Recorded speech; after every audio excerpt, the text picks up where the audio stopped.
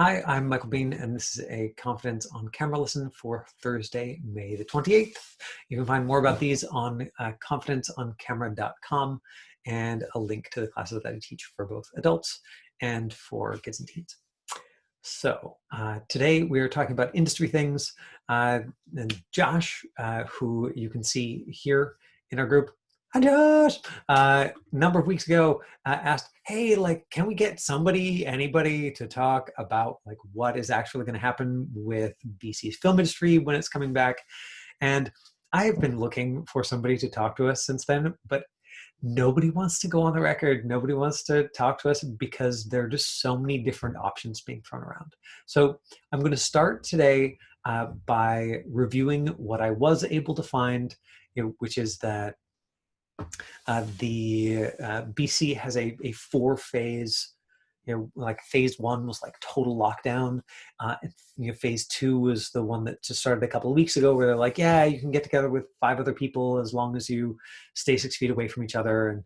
And there's starting to ease up just a little bit. Phase 3 is the one that I think technically starts on Monday, and it's where and one of the things that's happening is a gradual return to work for the film industry.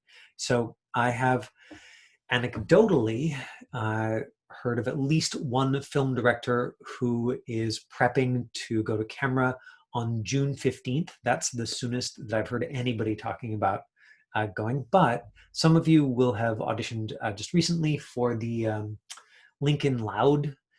Did any of you audition for the Lincoln Loud? Charlotte's nodding. Yeah. Anybody else audition for that one? Okay. So there's the folks who assist, Kareen and Heike in North Van, were just auditioning, and Tiffany Mack was doing a series of Zoom auditions. Any of you go out for that one? The recent Tiffany Mack one? Okay. So it's starting to happen, that these things are coming in. And we'll see what Maureen says tomorrow. I mean, always, in my opinion, the folks who are actually in the midst of doing the work are the ones, whose opinions we should be listening to. So if she doesn't talk about it, I'll ask her about it, and then feel free to pepper her with good questions afterwards. One of the things that we should do before we leave today is take a quick look at Maureen Webb's resume on IMDb, just so you know who's coming tomorrow, and then we'll do the same thing again. We'll take a peek at it at the beginning of tomorrow's session.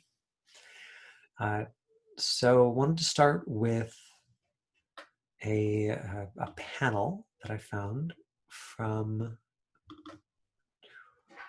okay, here we are, the Motion Picture Production Industry Association of BC, or the MPPIA. And so this is a panel that they held on May 8th, sort of shortly after they announced that BC was going to move into phase 2 and phase 3, and everybody was talking about using the film industry as to sort of reboot production. Let me see if I can find the right moment on here. There's this lady, Marnie Orr from Creative BC. And I know it's always a little bit choppy when I'm playing video by Zoom. So if it's totally unintelligible and she's like, then tell me, and I will just recap for you. But I thought that rather than listening to me say it, you could listen to some of the experts say it. Creative BC is the organization that coordinates production. I've shown you the Creative BC production list before. They're the ones that keep the list of so let's go back to Creative BC homepage. Creative BC, British Columbia's creative industry catalyst. Sector, service, programs, all of the things. Among other things, they keep the list of all the productions that are currently casting, and it's the best place to go to find that. So here is Marnie Orr from that organization. Is listed as part of a careful restart in phase 3 of the government's plan. So let's just back up. Representatives of the major studio employers, AMPTP, CMPA, and unions and guilds. Film production is listed as part of a careful restart in phase 3 of the government's plan. Right, so that's phase 3 that we're going into right now. How is it like seeing and hearing Marnie here? Can you like make out what she's saying, or kind of like no? Okay, great. At least some people can hear and see her. Great. Technology. And this will be a gradual dialing up of activity. Online, BC's restart plan notes domestic production specifically. This is reflective of government's expectation that domestic productions may have all of the workforce necessary already in the province. That's you and me and all of the actors, right? So they're talking specifically about domestic production because all of the workforce may be available. However, I can clarify that this referent is not intended to be restrictive.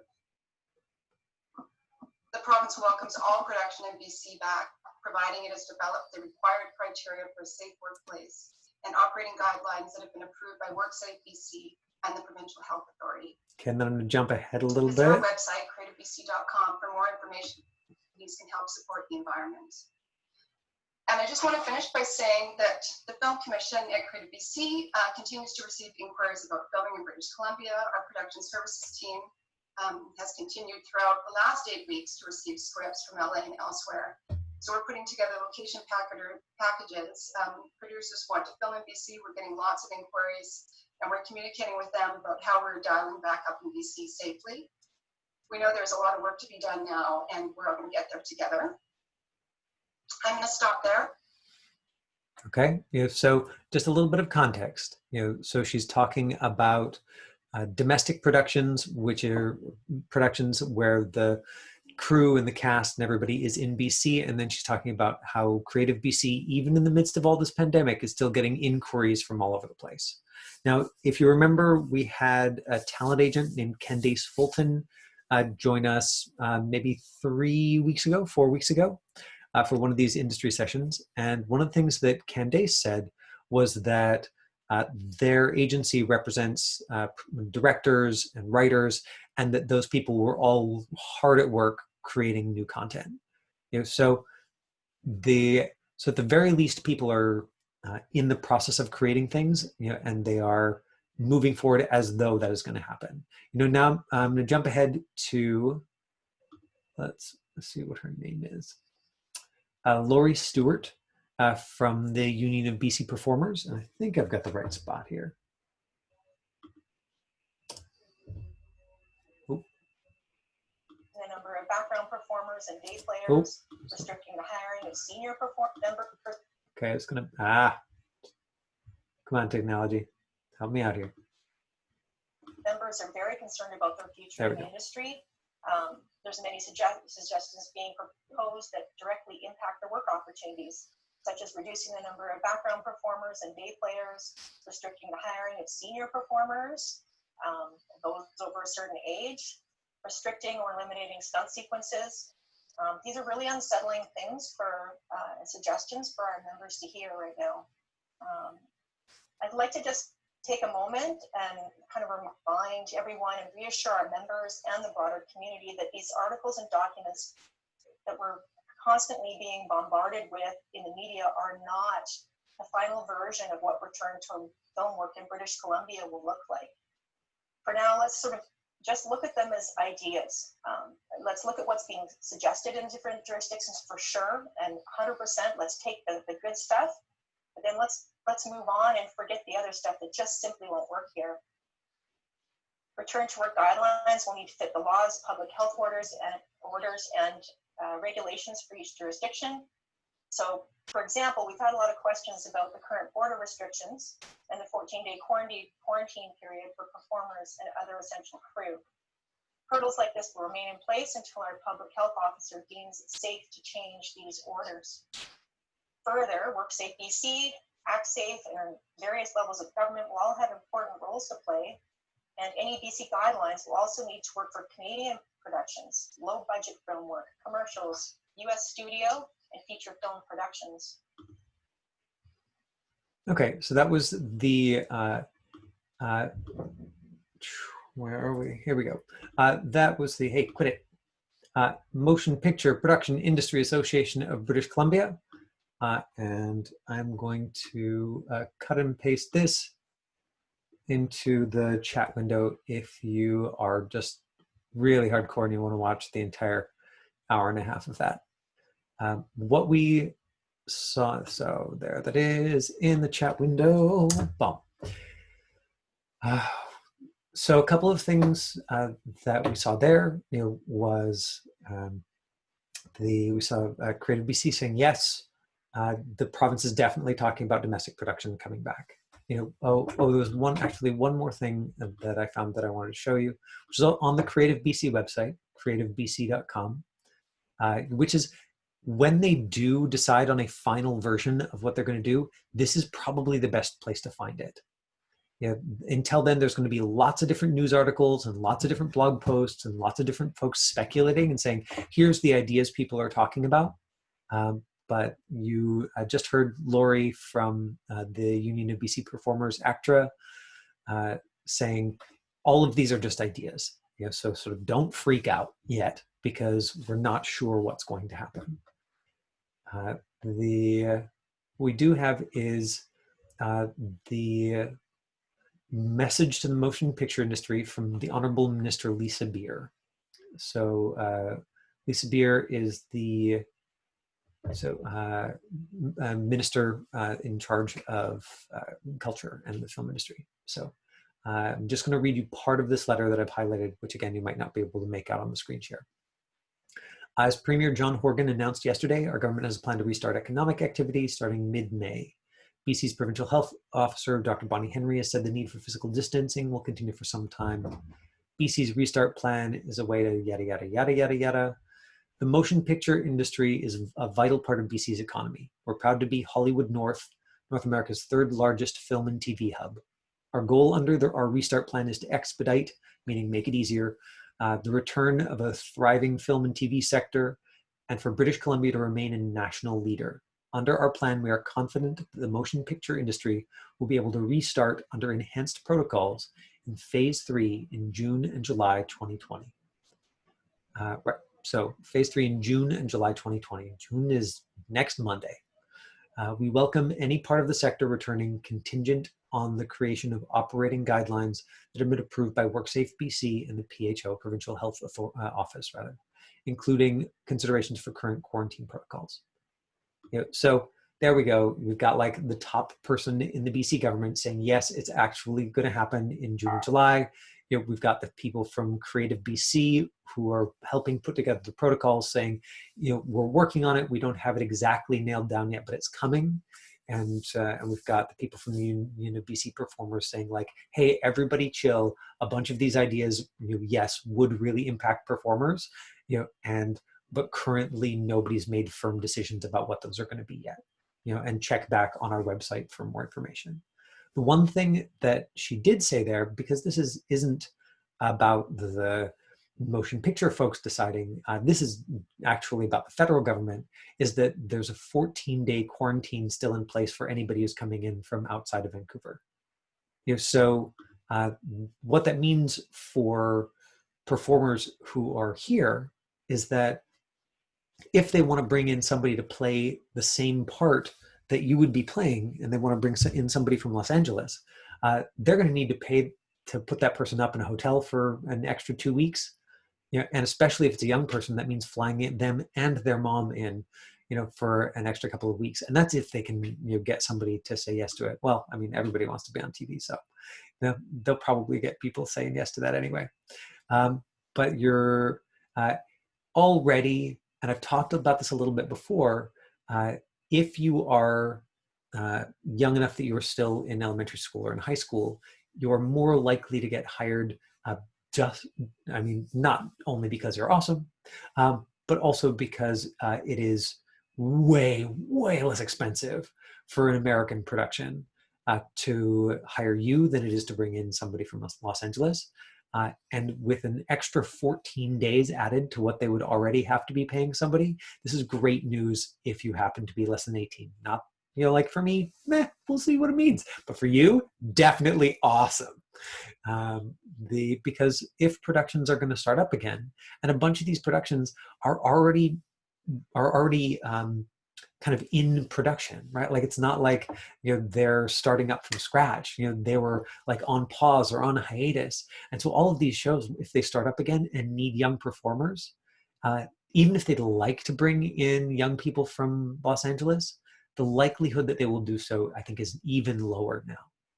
And one of the things that I like to do every time we do one of these industry sessions is just like that quick review of the different roles, which is, producer is in charge of the money, director's in charge of the story, which means, they are having input on basically every part of the story, but that they are going to have to check some of their big decisions, especially run them by the producer, because producers got the money. And I'm simplifying, right? So with producer, we're also including the studio. You've heard some of the casting directors say that there can be 2 or 5 or 11 people who are producers or folks at the studio who all have to approve main decisions. So producers in charge of the money, director's in charge of the story, casting director, who we're going to see tomorrow, is in charge of running the auditions, who she brings in for the auditions, and actually running those auditions, giving notes to the actors, etc. Talent agents, are in charge of marketing the actors and managing all the details of that. And then the actors, which is us, are responsible for ourselves and making sure that our agent has all the right materials and making sure that we are doing everything possible so the work is good. Now, if the director producer get hung up on a young performer and they're like, no, we really need somebody who's looks like they're 10 to play this role, then if they hire somebody from Los Angeles, they have to hire them and they have to fly in them and their parent. They have to put them up somewhere here. If they're going to be more than a couple of days, they have to pay an on-set tutor for that person, because they can't just send them to school every 3rd day or something like that. And so each of those things raises the cost. Now they also have to quarantine that person for 14 full days before they can get to set. And given how tight a timeline productions typically move on, that sounds like, it's possible that the planning will completely change, but very often, especially with sort of smaller or supporting roles, I've seen actors here audition for something, on Tuesday that then went to camera the following Saturday. My guess is that because of quarantine, we're going to see people planning more carefully in advance just because they have to. But that's just a pure guess. I have no idea how that will actually play out. But just so you understand sort of on the production side, why this 14 days thing might be useful for you. Now, I've had a request from somebody who comes to these lessons periodically to have a special one of these lessons on set terminology, which I think is a great idea. I was already thinking about tapping somebody who's a director to come in and talk to us, because we haven't had that yet. Starting next week, so starting next Monday, these sessions are going to be 3:30 to 4 o'clock every day. And you're going to find them at myfreeactingclass.com.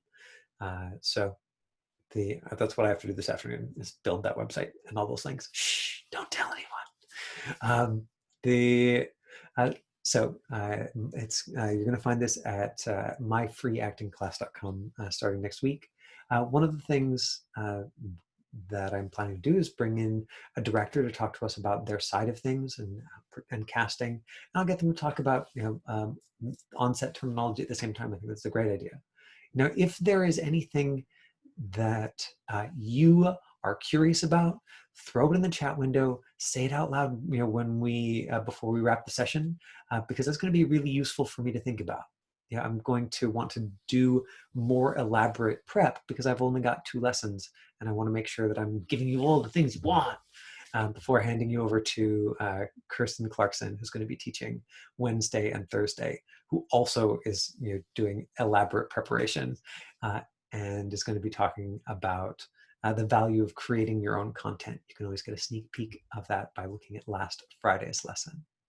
So let's pull up Maureen's another sort of sneak peek here. There we go.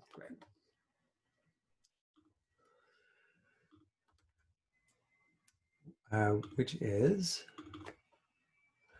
now this comes from something from a website that I just found while searching called careersinfilm.com. I cannot vouch for the site. I'm not affiliated with the site. I found it on a web search today. But in terms of being able to just find a few of these details, to go looking for, what do these folks do? Right, so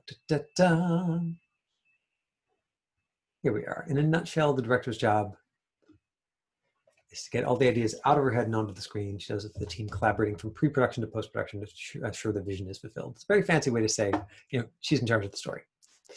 The director works with writers, casting, production design, wardrobe, camera department, editorial department, post-production process. So I can pop that into the chat window for you as well, if you wanted a little bit more detail. It's not a Canadian-specific site. The filmmaker who was responding to the article was from New Orleans, but it'll at least give you a place to start. And then let's take a quick look at Maureen Webb's resume. So here we go. Maureen Webb, casting director, casting department, known for her work on Good Boys, Deadly Class, and 50 Shades of Grey. See full bio. Let's see, is the full bio going to tell us anything that we don't know yet? Nope.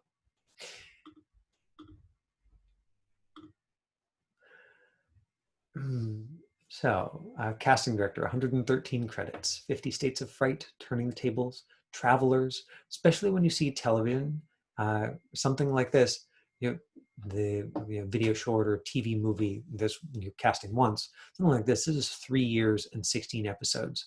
And so there's a whole bunch more casting that goes into that. Scorched Earth, Summer of '84, Adventures of the Hooling Squad, Crash Gallery, Some Assembly Required, 38 episodes. Big comedy, Haters Back Off, which was the Miranda Sings one. I don't know, if we dug far enough into that, you'd see my name somewhere. I worked on that one. Counteract, Motive, 38 episodes, right? So a number of these TV shows, that have a bunch of episodes. Package Deal, Grumpy Cat's Worst Christmas Ever, of course, for all the Grumpy Cat fans out there. But there's a bunch of stuff here, and you can see that there's the number of credits from the last couple of years, a whole bunch of stuff, going all the way back here to The Guard, About a Girl, and back and back and back and back and back and back to Ninja Turtles: The Next Mutation in 1997. Casting department.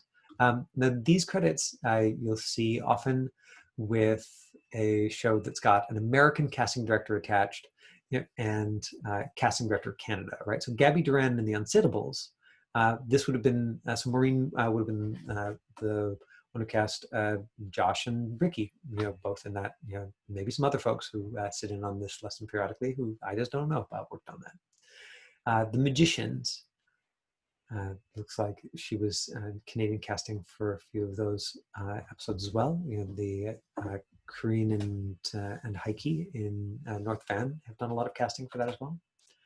Deadly Class, one of my students, Sean Deppner, is Victor, the Russian. I don't know if any of you have seen this. I imagine the younger ones haven't, because apparently it's like really gory. But he was really excited to work on it. He went away to school in London, and they asked him to learn an accent as part of his film and TV training there, or as part of his ongoing training there. And so he chose Russian because he's like, well, I'm kind of like big and square. And sure enough, he came back and booked a great recurring role, as the Russian bad guy on this show. So you can see that there's a whole bunch of casting department credits here too. I'm curious what she got as actress. Oh, look at this. So it looks like you've got 4 acting credits, but from like 87, 89, 90, 91, which looks like it's before her first casting credit. The things you learn from IMDb. Yep, good. And the same thing. It looks like she started casting as a casting associate around 97, 98. I remember that most casting directors start as casting associates. One of the reasons that it's really important to be nice to the person who is taking your headshot and resume, although like God knows when we'll ever do that again. Right? Like, can you imagine? You remember back in the day when you were like, here, handed people pieces of paper all the time. I mean, it's ridiculous, right? It's all been digital for years. It took a pandemic to get them to go like, actually, you know what? Your agent already sent it to us. It's fine. But the folks who are assisting are the folks who often end up casting, at least the ones who stick it out. Getting to be a casting director, it's a little bit like getting to be an actor. You have to want it really bad because it doesn't make a whole lot of sense for those first couple of years. They're working crazy hours, as, basically a glorified receptionist, putting in a whole bunch of work because they want to be there, because that's essentially the only way to learn to be a casting director, is to start by a training under a casting director, and then either, like Corinne Clark was saying, was that just last Friday? Time. Like Corinne Clark talked about how her associates are being trained, and so they're choosing, and she's just kind of overseeing their choices, and they're often running the sessions. So either the casting office has grown to the point where the associates start to get work inside of the office, or sometimes like with Tiffany Mack, or Chris Wozniacki, who we had a couple of weeks ago, they break out on their own and start doing their own thing. Okay. That is everything that I wanted to cover today. We are, oh my goodness, 4 seconds away from 1:30. It's like I'm almost learning, how much I can actually cover in half an hour. Yesterday was like a lapse. Yesterday was like, and then I'll cover this and this and this, and we'll also read 6 pages of script. So I'm more on it today. Let me unmute all of you and ask, is there anything? Okay, so I'm gonna bring in a director. I'm gonna get somebody to like cover on set terms with us. I get somebody to cover like, the like from the actor perspective, like you get to set, here are all the things you need to know, to go over like the. Hey, it's back. That was me. I was just doing the I'm Frozen dance. I could get somebody to cover like you get to set here are all the things that you might not know, sort of like terms for who and what and where, and like going over a call sheet, in detail, like the little sheet that they print and give to you. I think it was like years, maybe my like 4th or 5th or 6th time on set, before I like actually was like, stay. I don't know what a bunch of these little words mean. Can somebody tell me what some of this stuff means? Because like, I was, I don't know, like I think I fell into that trap of thinking that like, I'm a professional, so I just have to know everything. Which doesn't make sense anywhere else in my life. It's like people were going to be mean if I asked them questions. I don't know. So those are my thoughts, for our industry lessons moving forward. Well, is there anything else? Like, what do you want to know? What do you like? Oh man, I'd really love to talk to a camera operator, or I don't know, something. What's the difference between an independent film and a feature film? Like, I get some indie film people in here. No, nothing. You're like, I trust you, Michael Biehn. Whatever you think will be awesome. Great. That's how I'm going to choose to interpret your silence. Okay. In that case, let's get out here and get out into the sunshine. Thank you for putting in the time today. And I will see you tomorrow, hopefully, for casting director Maureen Webb. Okay. Bye, everyone. Thank you. My pleasure. Good day. Bye.